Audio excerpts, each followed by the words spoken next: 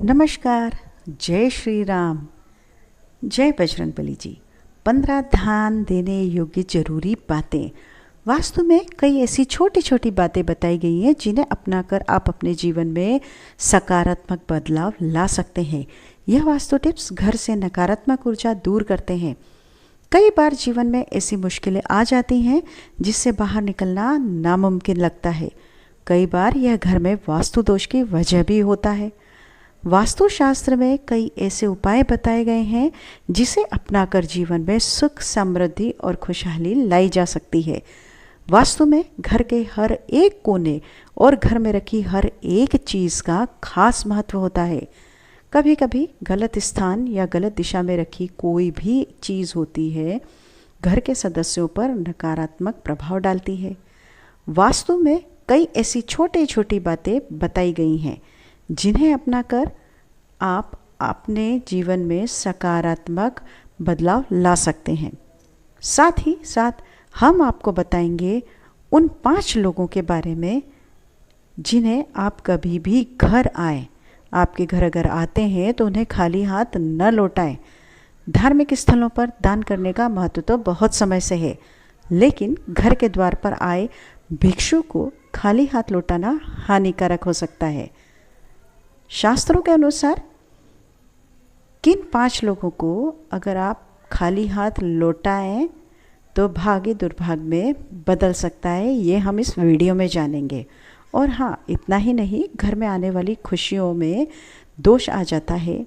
लेकिन उससे पहले अगर आप भी चाहते हैं कि माता रानी का आशीर्वाद आप पर बना रहे, माँ लक्ष्मी का आशीर्वाद आप पर बना रहे, तो इस चैनल को सब्सक्राइब करें, वीडियो को एक लाइक करें और कमेंट में जय माता लक्ष्मी लिखना न भूलें और हाँ बोलें भी।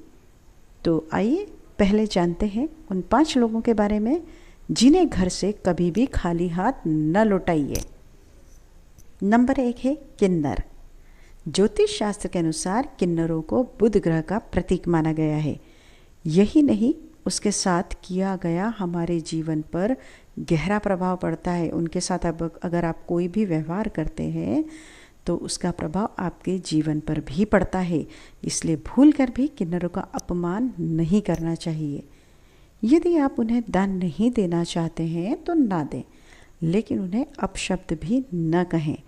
हालांकि धार्मिक मान्यता यह भी है कि अगर किन्नरों को हरे रंग के वस्त्र या फिर हरे रंग की कोई भी वस्तु दान की जाए तो ये अत्यंत ही शुभ होती है। ऐसा करने से जीवन में सुख समृद्धि आती है, लेकिन इसका अपमान करने से बुध ग्रह खराब होता है और कई तरह की मानसिक और शारीरिक दिक्कतों का आपको सामना करना पड़ सकता है। नंबर 2 है संत महात्मा।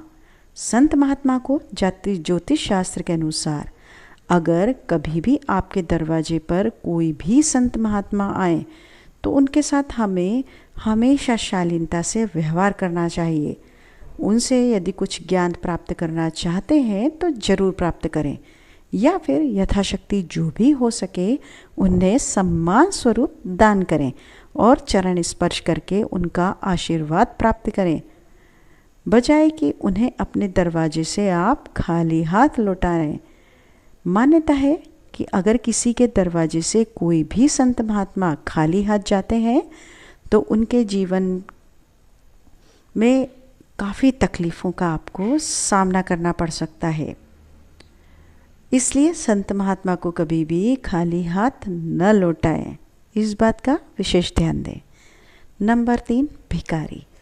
अक्सर ऐसा देखा गया है कि दरवाजे या फिर कहीं पर भी भीख मांग रहे लोगों को लोग दुत्कारते रहते हैं और 4 बातें सुना देते हैं। लेकिन धर्मशास्त्र की माने तो आप किसी को दान करें या न करें, लेकिन उसके दुत्कारना उसको तो बिल्कुल भी नहीं चाहिए। ये बिल्कुल सही नहीं होता है।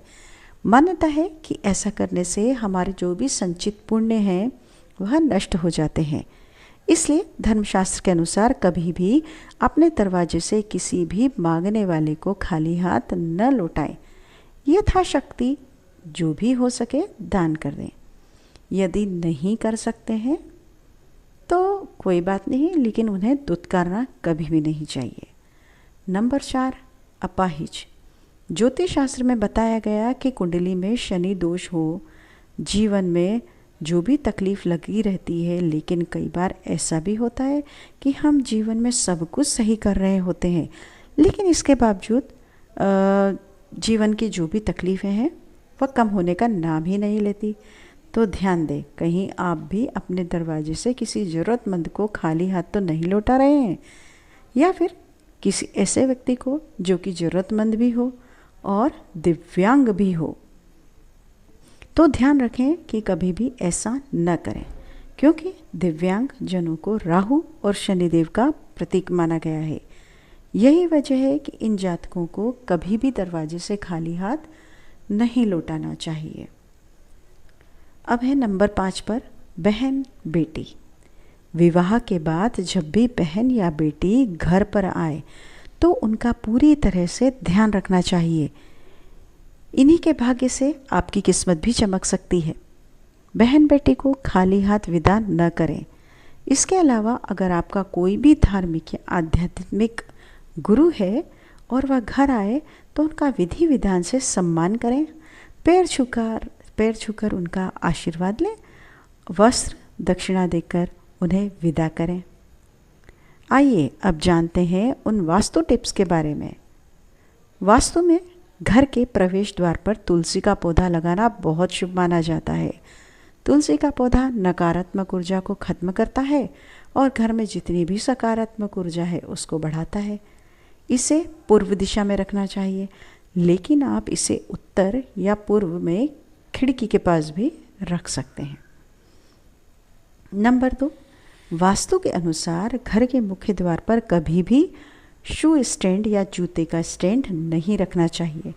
अगर आपके पास जगह नहीं है तो घर के मुख्य द्वार पर शू स्टैंड रखना मजबूरी ही हो गया है। चलिए ये मानते हैं कि आपकी मजबूरी है, तो इसे कभी भी खुला कर ना रखें और इसे पश्चिम या दक्षिण दिशा में रखना चाहिए।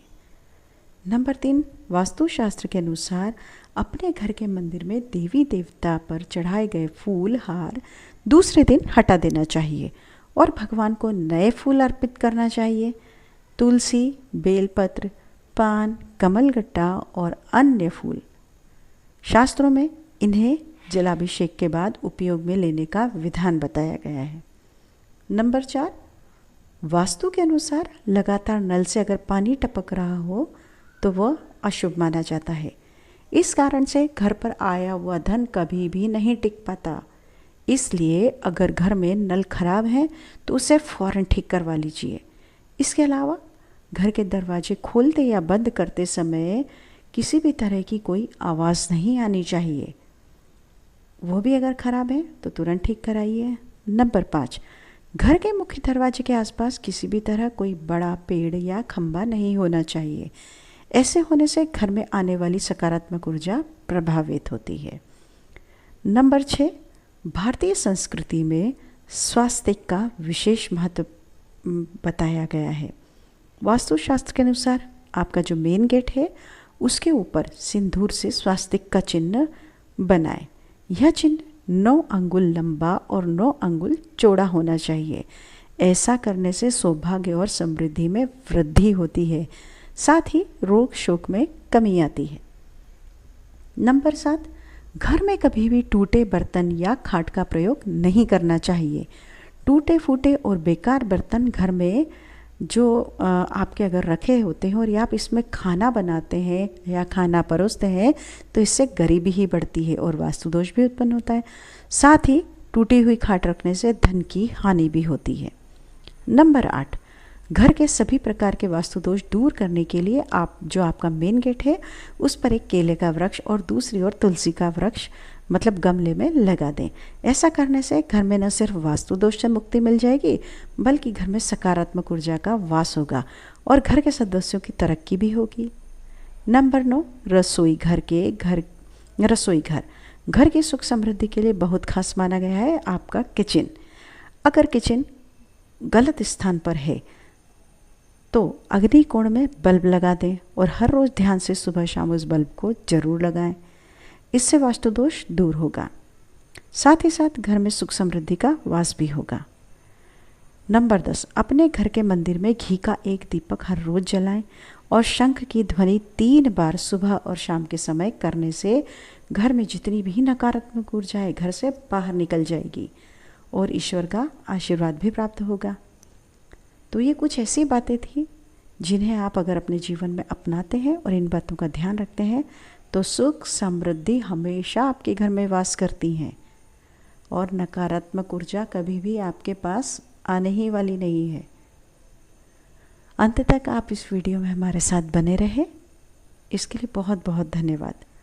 अगर थोड़ी सी भी कोई आपको ऐसा लगता है कि वीडियो में कोई कमी रह गई है या आप और कुछ जानकारी जानना चाहते हैं, आपको लगता है कि आपको कुछ और जानकारी चाहिए, तो आप कमेंट बॉक्स में ज़रूर लिखिए।